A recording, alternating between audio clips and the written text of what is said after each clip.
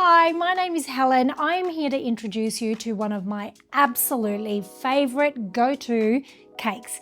It's the Brown Sugar Kumara Cake. Kumara, you say? What? Does kumara even belong in a cake? Well, yeah, it does, and I'll tell you why in a sec. For those of you that are wondering what kumara is, it's sweet potato. All right, let's get started. I've popped it into my weekly plan. I'll grab it from there and we're going to start cooking. It's a really easy cake, and it's a kind of cake that you would expect to get at a cafe and pay top dollar for. So it's really a good one to have on hand, especially when you're when you're entertaining or going to a friend's for dinner. A great cake to bring along. You'll be the talk of the night. All right, first step is to preheat your oven to 170 degrees, which we've already done. You also want to grease and line a 22 centimetre rose gold tin, which I've already done as well. And the first step is to pop your kumara, 250 grams of sweet potato.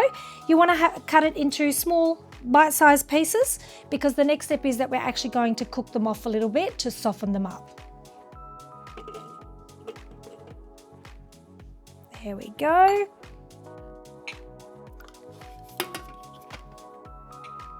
And 3 seconds first on a speed 6, because if you actually chop them up even finer, again, that's going to lessen your cooking time.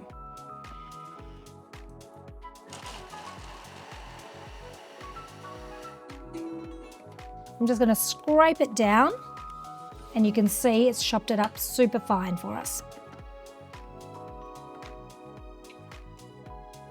Next, we're going to add about 30 grams of water, only a little bit.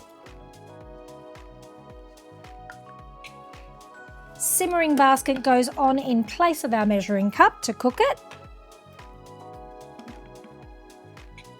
And 3 minutes is all it's going to take on Varoma temperature, speed 1.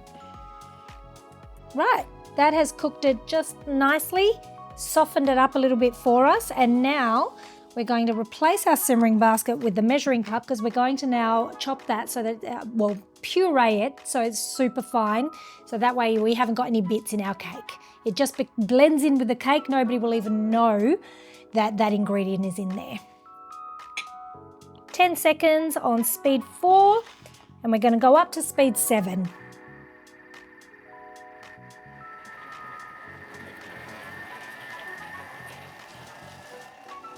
We want to scrape down the sides of the bowl, and we're going to go again just to make sure that our sweet potato has in fact pureed.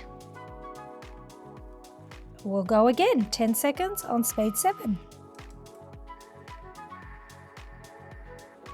That's our second lot. You just want to make sure you get it all off of the lid and ensure that you've got as much of that sweet potato as possible. Scrape it all down. That's looking really good. The great thing about using sweet potato in your cakes is that it adds that natural sweetness to your cake, and also it has a high water content, so you'll find that your cakes are more moist, soft, just beautiful. We want to now continue on with the recipe. We're going to put about 150 grams of butter. We want some white chocolate that's going to add to the flavour. Now, keep in mind, guys, this is going to be a sometimes cake, because there are a few ingredients in here that may have a lot of sugar. So you'll find you don't actually need a very large piece of this cake to feel quite satisfied. And we want some dark brown sugar in there. Now, you can definitely cut down on the sugar if you want to. Lid goes on. And now that's going to cook down for 6 minutes on 90 degrees, speed 1. Great, that's done. So that's now melted down beautifully. My brown sugar along with the butter and the white chocolate all melted beautifully together. Have a look at this. All right, now we're just going to pop in all the remainder of the ingredients and give it a bit of a stir, and we're done. We need 250 of self-raising flour,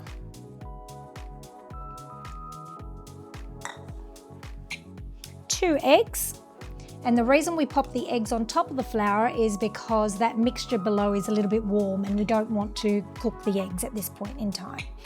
A teaspoon of natural vanilla extract,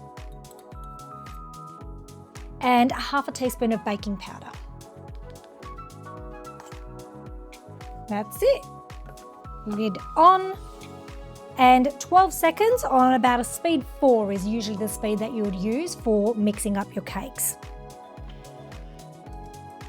That is ready and it has mixed through beautifully. So we're going to pour it into our 22 centimetre rose gold springform pan, and that you can find on our mix shop. I have got the link in the description below.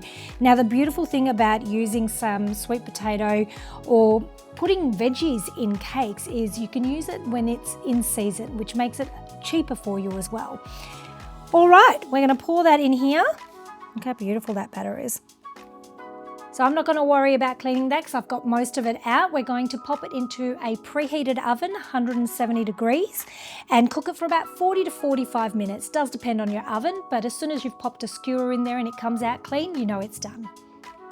Our cake is ready. It's cooled down to room temperature, and I've just made a cream cheese frosting to go on top. You can make whatever topping you like. This particular recipe for the cream cheese frosting I've linked down in the description below. So we'll pop on a little bit of that. Perfect. And I'm just going to decorate it with some walnuts. Goes beautifully with this cake. And there we go, a beautiful brown sugar kumara cake with the secret ingredient of kumara.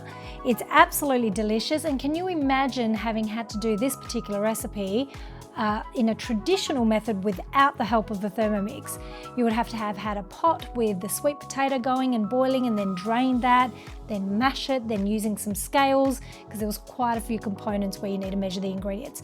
Thermomix makes baking so easy and enjoyable. Check out this recipe plus so many others on Cookie Do.